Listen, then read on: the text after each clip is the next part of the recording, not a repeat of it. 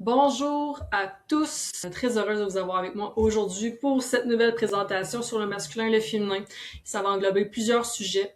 On va peut-être faire 5, 6, 7, 8 présentations, je sais pas encore, mais on va essayer de faire tout le temps entre 20 et 30 minutes pour chaque présentation. Donc voilà, on va parler des genres, masculin, féminin, aussi leur côté inconscient, j'ai dit obscur aussi, mais inconscient ça marche aussi, donc la polarisation, la maturité intérieure, les relations. Donc, il n'y a pas seulement les relations de couple, mais aussi les relations at large, mais aussi relations de couple, le couple miroir, l'union consciente. Donc, ultimement, toutes les personnes qui sont en couple actuellement puis qui prennent ça au sérieux, qui veulent s'engager, mais qui voient qu'il y a des blocages, puis qui veulent comprendre davantage dans quelle disposition ils doivent être pour débloquer ça. Donc, ça va être principalement ça, mais un petit peu plus vers la fin. Donc, cette fameuse slide, comme d'habitude, dans cette vidéo, il n'y a aucun diagnostic. Je ne suis pas docteur, ni psychologue, ni thérapeute de couple ou sexologue, parce qu'on va parler aussi un peu de sexualité. Ce n'est pas du contenu présenté comme une vérité absolue, même si ça s'appelle vérité siempre viva. Vous pouvez aller voir dans les autres vidéos, j'explique en profondeur ce que signifie vérité siempre viva. Pas que j'ai toujours raison ou que j'essaie de vous enfoncer ma philosophie de vie dans le fond de la gorge, c'est pas ça, c'est que on a tous une vérité en dedans de nous, il faut reprendre contact avec elle. Donc, c'est selon nos couleurs, notre être, notre substance, ça peut être différent de la mienne. Mais j'essaie de dire des choses que je crois que ça nous unit tous. Ces vérités-là qui nous unissent tous sont que on est tous connectés, on a tous envie d'être dans un état d'amour, de paix, d'expansion, d'évolution. Donc, c'est sur ces principes-là que je me base quand je dis qu'il y a des vérités qui nous rassemblent. Donc, objectif de cette présentation, comprendre les principes du masculin et du féminin, les reconnaître en soi, puis apprendre à les intégrer afin de créer une relation consciente avec soi-même en premier et avec les autres ensuite. Parce qu'il est impossible, on peut se connecter aux autres, ils vont nous enseigner des choses. Les deux se reflètent continuellement, mais je crois que c'est une priorité de développer en premier lieu notre relation avec nous-mêmes pour créer plus d'harmonie et de cohérence à l'extérieur. Donc, on va parler beaucoup de notre relation avec nous aussi pour apprendre à être notre propre guide, notre propre connexion avec le cœur, avec la source, au lieu de toujours se fier sur notre partenaire ou nos relations autour pour nous guider. Parce que je pense que c'est un des plus gros problèmes dans notre monde. On se déconnecte de nous-mêmes pour plaire, pour fitter dans le moule, dans la société, puis je crois que ça nous éloigne beaucoup de nos objectifs dans la vie. Donc, on va commencer avec le féminin équilibré. Si vous comprenez pas l'étoile avec le petit cercle qui entoure la branche du haut ici, qui est l'esprit, qui est très, très important. Donc, le féminin équilibré, l'objectif que toutes les femmes et tous les hommes aussi veulent atteindre, parce que c'est pas parce qu'on est une femme qu'on n'a pas le pôle masculin dans nous. Le pôle féminin va être peut-être un peu plus accentué, mais on a les deux pôles, tout comme l'homme. Un homme qui a un équilibre aussi dans son pôle féminin va être capable justement d'être plus dans son masculin. On va tout expliquer ça en détail au long du PowerPoint. Peut-être pas dans celui-là, mais dans les prochains, ça c'est sûr. Donc l'eau ici, c'est féminin, pourquoi? Parce que c'est fluide, ça prend la forme qu'on lui donne. En fait, on peut la mettre dans n'importe quel contenant. Le contenant, il est rond, carré, ovale, peu importe. Il va être très maniable, ok? C'est beaucoup lié à l'énergie féminine d'être capable d'être réceptif à notre environnement. La lune, qui a plusieurs phases, elle a un cycle qui bouge constamment, c'est très féminin aussi. C'est pas comme le soleil qui est toujours très, très constant, qui représente plus le masculin. La lune, elle bouge, d'accord? Il y a du mouvement dans son énergie. C'est très yin, c'est nourrissant, c'est intuitif, créatif, émotionnellement réceptif, comme j'ai dit pour l'eau. Sensible et sensorielle, il y a beaucoup de compassion dans le féminin parce qu'elle ressent beaucoup, donc elle a de la facilité à comprendre ce qui est devant elle puis à se mettre à la place de ce qui est devant elle. C'est très vulnérable, capable de se mettre à nu, même dans des situations avec beaucoup de contraction. Ça a beaucoup d'imagination parce que c'est très réceptif. Contenant réceptif, je pense que je l'ai dit. Donc, c'est le pôle négatif, d'accord? C'est magnétique, donc c'est pas parce que c'est un mauvais pôle, c'est pas le mot négatif n'est pas dans ce sens-là, c'est que c'est magnétique. C'est en fait le contenant qui va recevoir l'étincelle. Ce qui est positif, l'étincelle va être plus masculin. Donc, il faut juste simplement penser à une batterie à ce moment-là. Ça reconnaît sa valeur, d'accord? Ça, c'est vraiment, je crois, encore plus dans l'énergie féminine qu'une femme et un homme peuvent porter. Ça reconnaît sa valeur et ça met ses limites, qui respectent la valeur. d'accord? Donc, on va le comprendre, le féminin, qui est véritablement magnétique, va être un récipient avec un cadre pour recevoir le courant. OK? On peut le voir dans l'énergie d'une personne, mais aussi dans ce qu'elle va dire, dans ses actions. Une femme qui, justement, met son cadre avec quelqu'un, puis qui va pas faire des choses pour plaire, puis comme sortir de ses limites, va être automatiquement plus magnétique. Pourquoi? Parce qu'elle va donner cette chose-là comme si c'était un cadeau. Puis automatiquement, ce qui est traité comme un cadeau va être perçu comme tel. Versus quelque chose qui est donné sans limite, ça va automatiquement être traité sans valeur. Okay? Le féminin sain est attiré aussi à recevoir une énergie provenant d'un espace sain. Donc, un homme aussi qui va respecter son corps, ses limites, oui, un peu plus dans le courant de donner énergétiquement parce que c'est plus dans sa fonction, mais il reste que lui aussi peut mettre un cadre qui va le rendre énormément magnétique. Une femme qui est énormément magnétique va être attirée par un homme qui est très, très stable dans l'énergie qu'il donne. Okay? Ça va pas la bombarder dans tous les sens, très stable. Ensuite, le masculin équilibré. Je me mets ici. Donc, masculin équilibré. Pourquoi équilibré? Parce qu'encore une fois, on a mis le petit sac autour de la branche. Si vous avez des questions, vous voulez mieux comprendre justement, comme je viens de dire, allez voir la partie 1 de ma présentation sur la présence, une nécessité pour la maîtrise de soi. J'explique vraiment bien l'étoile, le pentagramme, OK? Donc, masculin, le feu, l'énergie de mouvement plus intense, d'énergie. Le soleil envoie toujours l'énergie, c'est quelque chose qui donne énormément d'énergie. Le yang, protecteur, énergie rationnelle aussi. Action et mouvement, c'est un peu plus mental, ambitieux, motivé, confiant, stable, logique mais ouvert quand c'est bien équilibré. Élan du donneur, stable, pas trop, pas moins. C'est qu'il faut pour créer une étincelle. Donc, comme qu'on avait déjà vu dans les vidéos précédentes, j'envoyais souvent l'image d'un feu. Un feu qui a trop de bois, il va étouffer éventuellement. Ça va être trop un feu qui n'a pas suffisamment de bois, va étouffer éventuellement. Donc, c'est vraiment une question d'équilibre. On amène le mouvement nécessaire, le carburant pour créer l'étincelle nécessaire pour ce qui est demandé. D'accord? C'est le pôle positif électrique. Donc, on pense encore à une batterie. Le flux électrique stable et fluide est l'énergie la plus puissante et sécurisante, comme le soleil, et est attiré à propager son énergie dans un espace structuré et fluide. Donc, un homme qui a un équilibre dans son masculin va être attiré vers une femme qui crée un espace structuré. Ou est-ce que c'est pas chaotique, ou est-ce que c'est pas... Puis là, quand je parle d'un homme qui a vraiment équilibré son masculin et d'une femme qui a vraiment bien équilibré son masculin. Quand on parle du masculin et du féminin inconscient, donc des gens qui ont énormément cette énergie-là dans d'eux, des hommes un peu déséquilibrés au niveau masculin vont être attirés vers des femmes déséquilibrées au niveau féminin. Okay? Donc des femmes qui mettent pas leurs limites, que c'est free for all, ils vont avoir de la difficulté à atteindre un niveau de conscience supérieur avec une femme comme ça. C'est pas pour juger, c'est par expérience. Okay? Au contraire, un homme qui donne sans limite, qui veut que tout soit très intense constamment, qui a trop de bois dans le feu, que c'est clairement déséquilibré, qui va attirer une femme qui, elle, s'est structurée, qui offre un cadre, que c'est ça, puis c'est tout, va trouver ça même peut-être ennuyant, il va aller voir ailleurs. Ça se peut. C'est pas pour juger les hommes. Ça peut être la même chose du côté des femmes, là, c'est juste qu'on est dans la page des hommes, du masculin, excusez-moi. Quand on est dans un espace d'énergie où est-ce que c'est un peu plus chaotique, où est-ce que c'est déséquilibré, c'est très difficile pour nous d'être attirés vers quelque chose de sain. Okay? Donc, c'est là qu'on comprend qu'on manifeste énormément et on est attiré énormément parce qu'il nous habite à l'intérieur de nous. Right? Ensuite, la polarisation. Je vais être obligée de mettre ma petite bébule juste ici. Boop. Attention. Donc, la polarisation, c'est quoi les bénéfices, justement, d'apprendre à bien équilibrer notre féminin et notre masculin à l'intérieur de nous? C'est l'équilibre entre le pôle masculin et féminin qui veut aussi dire l'amplitude électromagnétique. Si vous avez vu mes vidéos précédentes, la polarisation électromagnétique renforce notre bouclier électromagnétique, qui est très, très important pour favoriser l'équilibre de notre système nerveux. Le système nerveux, puis ça, on va le voir à travers le PowerPoint, a un énorme impact dans nos relations, surtout les relations de couple. Cela nous procure naturellement un sentiment de sécurité intérieure et une grande confiance en nous que nous n'avons plus besoin de chercher chez quelqu'un d'autre. D'accord?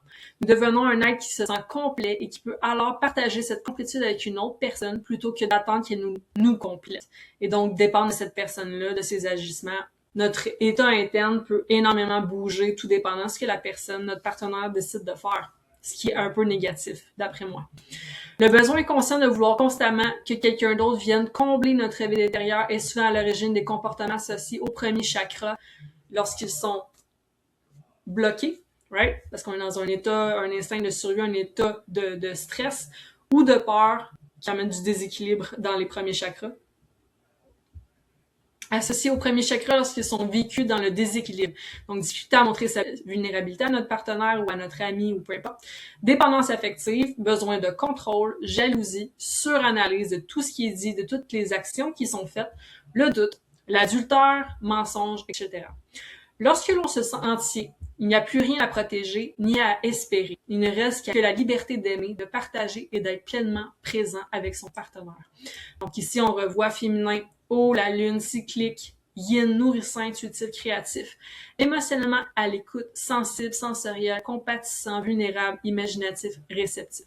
Donc imaginez si tous les hommes et les femmes avaient ça un peu plus développé dans d'eux lorsqu'ils communiquent avec leur partenaire, comment que ça serait plus simple.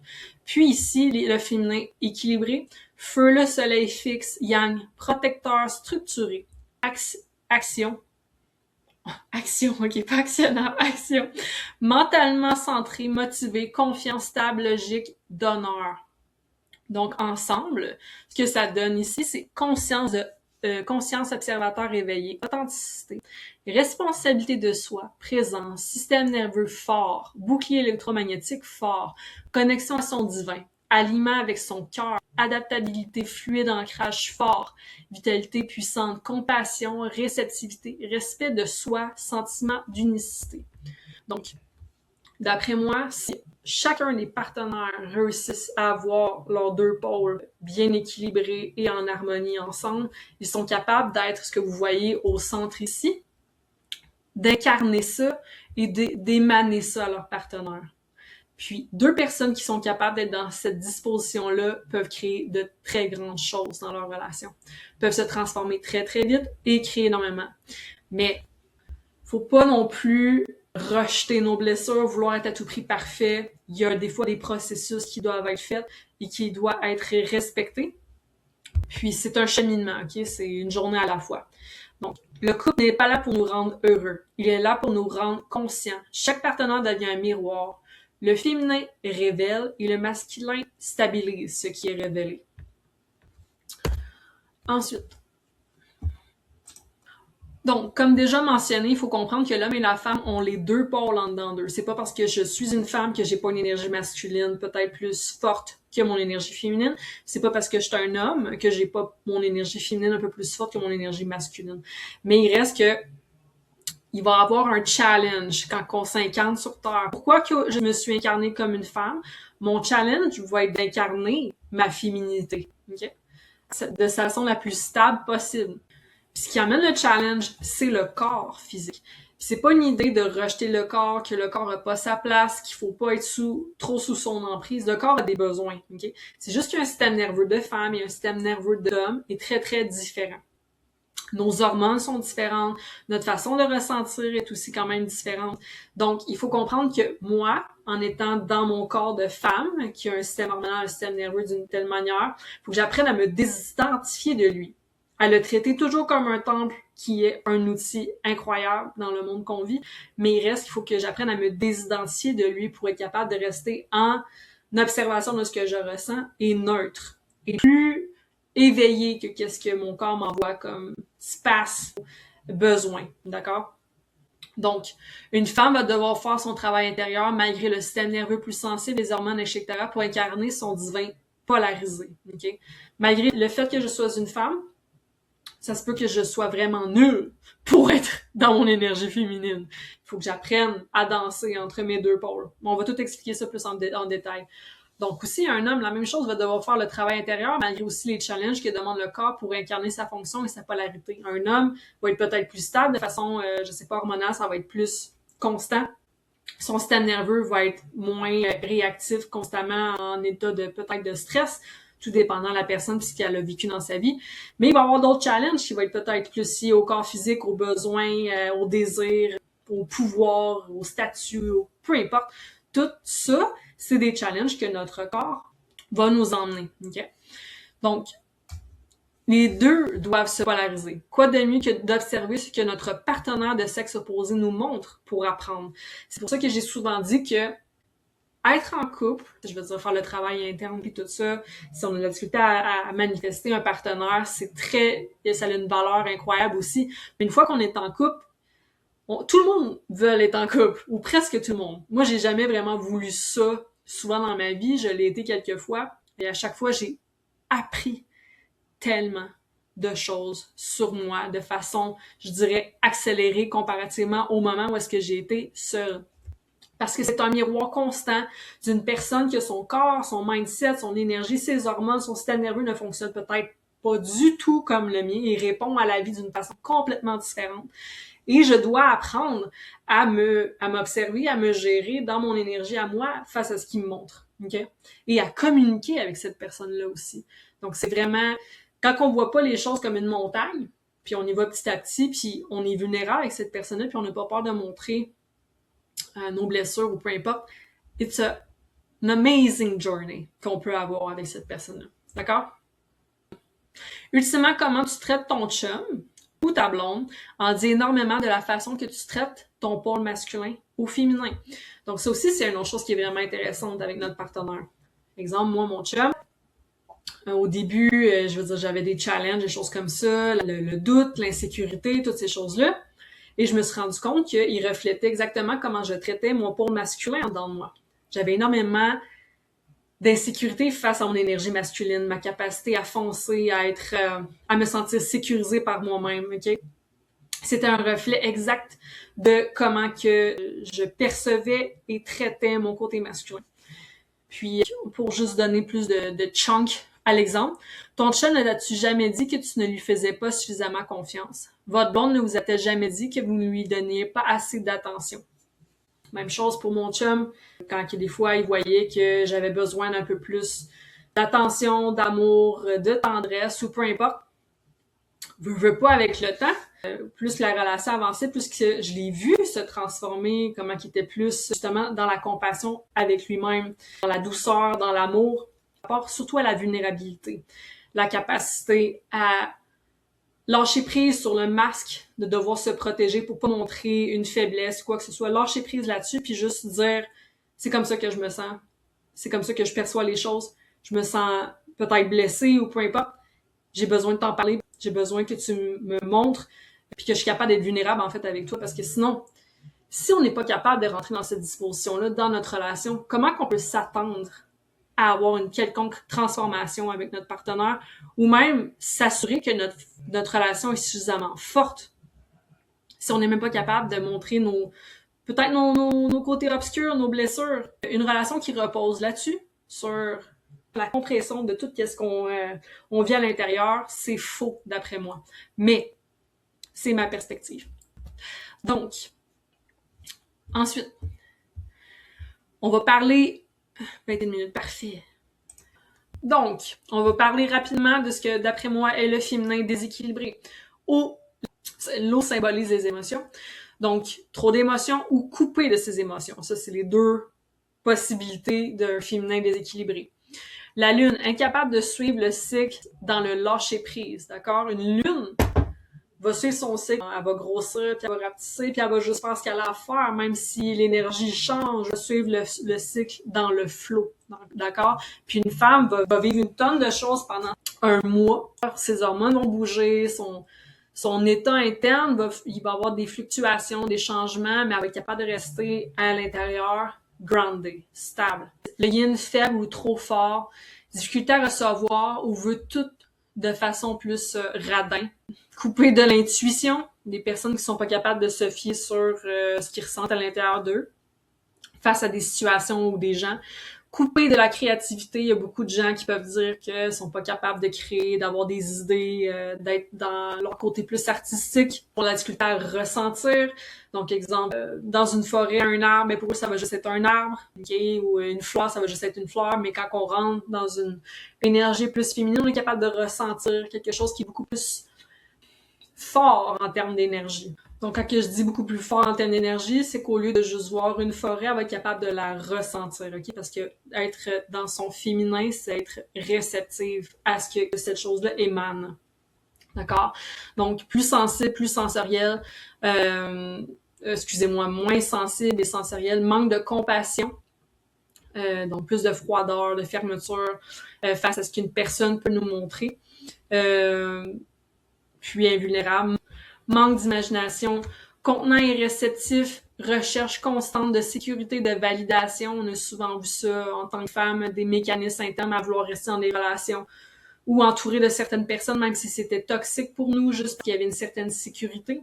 Aussi une tendance à vouloir être sûr d'être validé. Il y a tellement de choses qu'on s'oblige à porter, à mettre, ok, juste pour se sentir validé dans la société. Puis c'est pas de mauvaise chose. Je veux dire, j'ai adoré me maquiller dans la vie, me pouponner, puis ça, j'adore encore ça. C'est juste que je suis dans les produits naturels, puis bref. C'est moins ma vibe, le maquillage, puis tout ça. Mais je suis pour se sentir belle, se sentir... vouloir se donner de l'amour. Là. Je suis vraiment pour ça. Peur de l'abandon, la jalousie aussi, victimisation, séduction comme survie. D'accord? Donc, il y a des, on va développer là-dessus sûrement dans le prochain PowerPoint. Mais justement, ces mécanismes-là, quand on a peur de ne pas avoir cette sécurité-là, qui sont des blessures profondément liées à un féminin déséquilibré, ça va engendrer beaucoup des émotions. On va chercher à obtenir cette sécurité-là coûte que coûte, puis on va même aller à l'encontre de nos propres valeurs pour réussir à l'avoir. D'accord? La victimisation aussi, c'est quelque chose d'assez fréquent, autant chez les femmes que les hommes, parce que, comme je vous ai déjà dit, le pôle féminin se trouve en chacun d'entre nous. Masculin, déséquilibré. Comme on peut voir l'étoile ici, l'esprit se trouve en bas. Donc, feu faible ou trop fort, le soleil, déconnexion de la conscience. On n'a plus la capacité de donner en énergie vitale. On est plus radin aussi. Instable, yang faible, surprotecteur, donc voit du danger partout.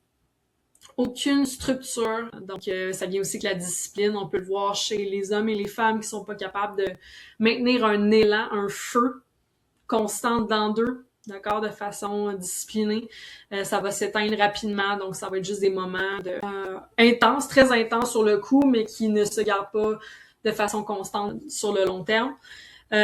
Aussi trop rationnel, ça c'est quand le mental est trop fort puis ils sont pas capables de connecter avec le féminin qui est de ressentir plus. Donner trop pour se donner de la valeur aussi, c'est des mécanismes très forts dans un masculin déséquilibré. L'élan de donner comme une charge trop lourde, inaction ou constamment en mouvement. Donc, c'est des gens, exemple, qui sont pas capables de s'engager dans des choses qui vont demander de la force de vie, de la constance, comme j'ai déjà dit. Donc, ils vont juste décider de perdre leur temps dans des choses qui prennent pas beaucoup d'énergie ou justement des hommes qui sont incapables de mettre le bouton à off puis qu'il faut constamment qu'ils soient en train de faire quelque chose. Trop de mental, non motivé, non confiant, trop logique. D'accord? Donc ça, c'est d'après moi les symptômes que montre un déséquilibre dans l'énergie masculine d'une personne. La dépolarisation est égale à un manque de magnétisme et d'énergie. Donc, automatiquement, un très faible niveau d'électromagnétisme chez la personne qui emmène des problèmes dans sa capacité à être sa propre sécurité, à être dans une énergie forte. Comme j'ai dit, le besoin inconscient de vouloir constamment que quelqu'un d'autre vienne combler notre vide intérieur est souvent à l'origine des comportements associés au premier chakra lorsqu'ils sont vécus dans le déséquilibre. Donc, comme j'ai déjà dit, difficulté à montrer sa vulnérabilité, dépendance affective, besoin de contrôle, jalousie, suranalyse, doute adultère, mensonge, etc. Nous cherchons notre connexion à notre divin chez l'autre. Nous ne pourrons jamais comprendre ce qu'est d'aimer si nous restons dans une telle disposition. L'amour n'a rien à voir avec les attachements, la sécurité, le besoin de sécurité excessive, les attentes constantes qu'on peut avoir sur une personne. Tout ce qui, en fait, n'est pas encore réglé dans nous, qu'on remet entre les mains de notre partenaire puis qu'on s'attend à ce qu'il le fasse pour nous. Il peut pas avoir d'amour là-dedans, d'accord? Parce qu'on n'a pas déjà créé les bases internes qui sont nécessaires pour être capable de ressentir un élan d'amour pour quelqu'un. Donc, se fier à ça sans arrêt, c'est comme se fier sans arrêt sur notre partenaire et demander un comportement irréprochable pour pouvoir nous rester stables. Puis ça, je vais être très direct là-dessus. Ça, toutes les personnes, en fait, qui n'ont pas encore développé leur propre amour interne, leur propre connexion à leur substance, à leur divin, trouver aussi leur élan artistique dans la vie, leur élan créateur dans la vie, vont se fier énormément sur leur partenaire pour ressentir davantage de l'amour pour eux-mêmes, en fait. Puis aussitôt, leurs partenaires vont pas être capables de leur donner cet espace-là. Ça va se transformer pas en haine, mais quelque chose d'assez similaire. Il va avoir de la colère, de la jalousie, comme je vous ai dit, des sentiments un peu négatifs par rapport à lui, à ce partenaire-là, parce qu'on va comme sentir qu'il nous donne pas ce qu'on mérite. Donc, comme je vous dis, beaucoup de gens qui vivent ça, puis pour moi, c'est la preuve claire que les gens n'ont pas encore compris c'est quoi d'aimer. Peu importe à quel point ils idéalisent leur partenaire, qu'ils sont soit fascinés, ou que pour eux, c'est la personne qui respecte le plus, qui ont le plus de... Peu importe, il y a plein de belles émotions positives qu'on peut ressentir, mais aimer profondément quelqu'un, ça va au-delà de nos attentes, de ce qu'on essaie de la shaper à l'intérieur pour comme que ça fit avec nos désirs. C'est au-delà de ça. D'accord? Donc, comme on avait montré dans les trucs, les slides précédentes, le féminin déséquilibré, le masculin déséquilibré, ce que ça donne à the end, c'est une déconnexion, okay, avec notre soi supérieur, notre divin. Nos sauts inférieurs deviennent des prisons. Notre système nerveux est faible. Rien va nous emporter. On va vraiment devenir émotionnellement aussi moins stable. On va s'attendre énormément à ce que notre partenaire, comme j'ai déjà dit, nous équilibre. On va avoir une vitalité faible, rejet de la remise en question dans la communication avec notre partenaire, quand il va avoir des conversations, des événements qu'il va devoir nous emmener à faire de l'introspection. On va rejeter ça. Il va y avoir des comportements narcissiques et de protection, pensée qu'à soi, victimisation, recherche de désengagement inconscient en utilisant des mécanismes de séparation, recherche de validation extérieure auprès de gens que l'on ne considère comme notre connexion à Dieu. Donc, des mécanismes de séparation, c'est justement des gens qui sont pas capables d'avoir des conversations profondes ou sérieuses avec notre partenaire parce que ça vient trop les ébranler, ça les insécurise trop. Puis ils vont juste partir ou ils vont aller voir ailleurs si le gazon est plus vert chez le voisin ou peu importe, ok? C'est des mécanismes inconscients que les gens peuvent avoir qui vont activer pour ne pas être obligés de faire face à leur obscurité que leur montre leur partenaire. Donc, prochaine slide. Est-ce qu'on va là ou non? Donc, on n'ira pas là tout de suite. Ça va être réservé pour le prochain PowerPoint. Donc, je vous remercie beaucoup pour votre attention. J'espère que vous avez aimé cette première partie sur le masculin et féminin pour mieux les comprendre puis comment les incarner en harmonie en dedans de nous. Puis, on se revoit très bientôt pour comprendre davantage sur le système nerveux, les relations et notre relation avec nous-mêmes. Je vous aime. À bientôt, la gang.